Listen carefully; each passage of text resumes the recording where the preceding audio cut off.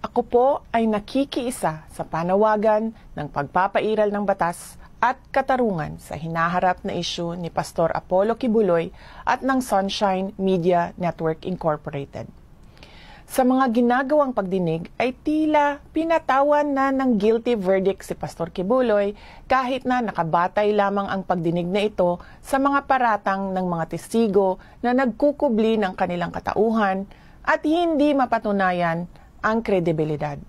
Marami sa atin ang naniniwala na ang dinaranas ngayon ni Pastor Kibuloy ay isang pandarahas at hindi patas. Bukod sa hearing na walang pinatutunguhan, ay kabilang rin dito ang indefinite suspension ng broadcasting network na SMNI na isang issue ng media freedom. Hindi biro ang mga pangyayari at paratang na ganito. Nararapat lamang na mabigyan ng patas na laban at sa tamang korte.